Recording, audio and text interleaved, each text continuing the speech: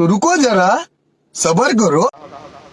इस कवि निर्णय के वर्तमान आचार्य सदगुरु श्री महान साहब जी, इस संगति को सुगति देने वाले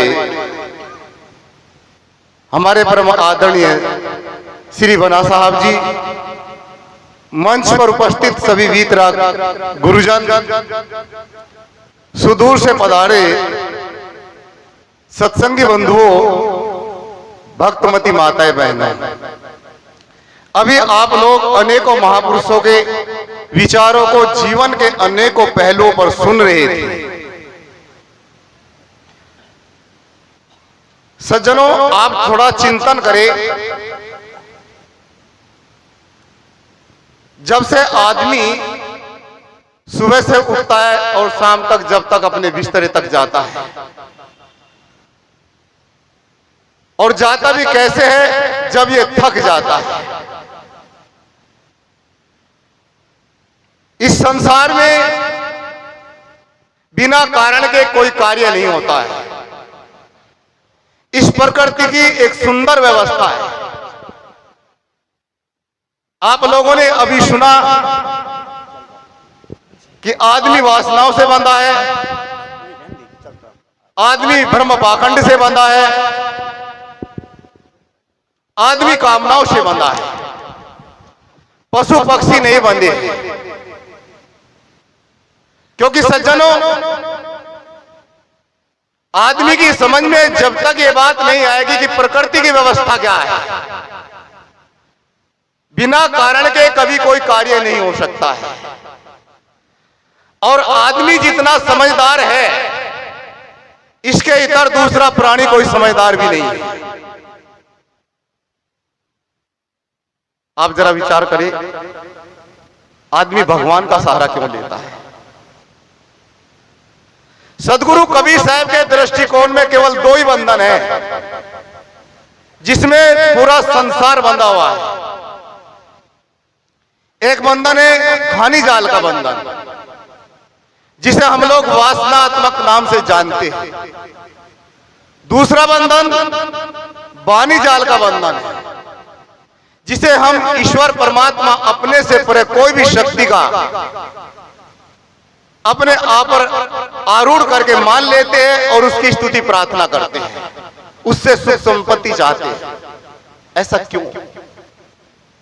ऐसा किस लिए? सदगुरु श्री पूर्ण साहब जी ने शब्द 63 की व्याख्या करते समय इस बात को खोला है। साहब कहते हैं, जब खानी जाल का दुख इतना चढ़ जाता आदमी के ऊपर, उसे आर पार कुछ नहीं सूझता है और ये सोचता है जो मैं चाहता हुआ होता ही नहीं है। यहां आकर के इसकी बुद्धि ब्रेक लेती है।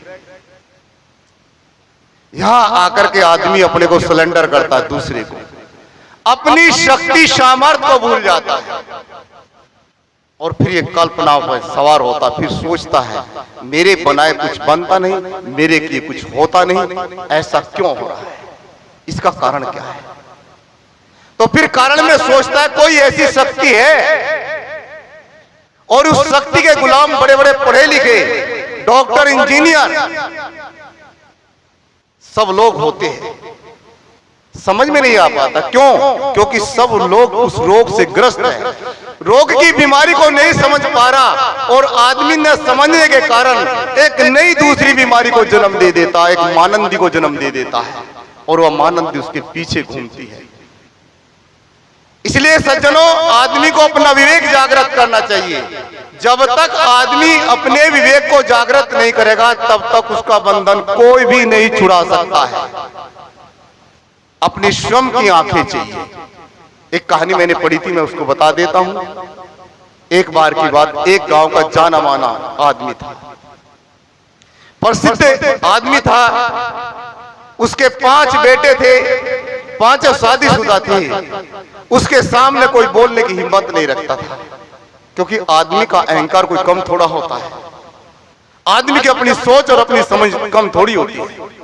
आदमी बंधता इस पॉइंट पर आकर है कि दुनिया में अकल 2 है, नहीं तीसरे की गम, और आधी में पूरी दुनिया बस 1.5 में हम।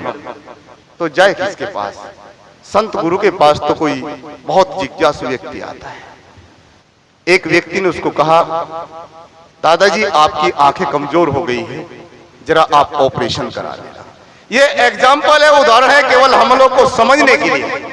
यहां प्रत्येक व्यक्ति बंधता है आकर के।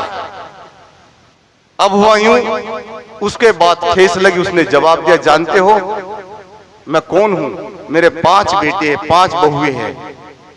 तो कितनी आंखें हो गई? 5 बेटों की 10, और बहुओं की आंखें हो गई 10, और 2 पत्नी की भी आंखें हैं, 22 आंखें हैं मेरे पास। आप हमको समझते क्या है? इतना चिंतन किया, उसने इतनी बात का जवाब दिया। वो आदमी हाथ जोड़ के चल दिया, कुछ नहीं कह सका। जाने के बाद में जैसे घर में घुसा, घर में सर्किट शॉर्ट हो जाने से घर में आग लग गई। जब घर में आग लगी तो सारे लोग एक एक करके भाग निकले। अब ये घर के भीतर था, इसको दिख कम रहा था। ये दरवाजे की तरफ को न भाग करके दीवार की तरफ को भाग रहा था। और अंत में वे व्यक्ति उसी की चपेट में आकर के मर गया। आप लोग जरा विचार करें, उस दिन उसको ये बात बार बार साल रही थी, बार बार याद आ रही थी। यदि मैं उस व्यक्ति की बात मान लेता, अपनी आंखें सही कर लेता, तो आज मुझे दिन देखना ना पड़ता। इसलिए सदगुरु कबीर साहब का इंकलाब है। साहब कहते हैं, साकी आंखी ज्ञान की, वह ज्ञान की आंखें होनी चाहिए, विवेक की आंखें होनी चाहिए। जिसका विवेक जागृत है उसको कोई नहीं फंसा सकता है। नहीं तो हमारे यहां हरियाणा में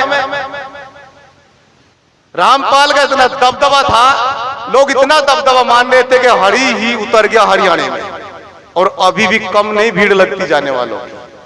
और जब पुलिस ने इंक्वायरी करी, पूछा और रिमांड पर लिया गया, तो ये गुरु लोग एक ही शब्द बोले थे। क्या बोले थे? साहब मेरी बुद्धि खराब हो गई थी। जब आदमी का परिणाम भोगने का समय आता है तब बुद्धि को दोष देता है। और बुद्धि को यदि दुरुस्त करना हो, ठीक करना हो, तो चले आइए सदगुरु संत महापुरुषों के शरण में, ऐसे विवेकी पार के संतों के शरण में, जिससे आपका आध्यात्मिक जीवन, भौतिक जीवन, पारिवारिक जीवन, सामाजिक जीवन व राष्ट्रीय जीवन को दुरुस्त कर देंगे और आपके जीवन का कल्याण कर देंगे। मेरा समय पूरा हुआ, इन शब्दों के साथ मैं वाणी को विराम देता हूँ। बोली सदगुरुदेव की।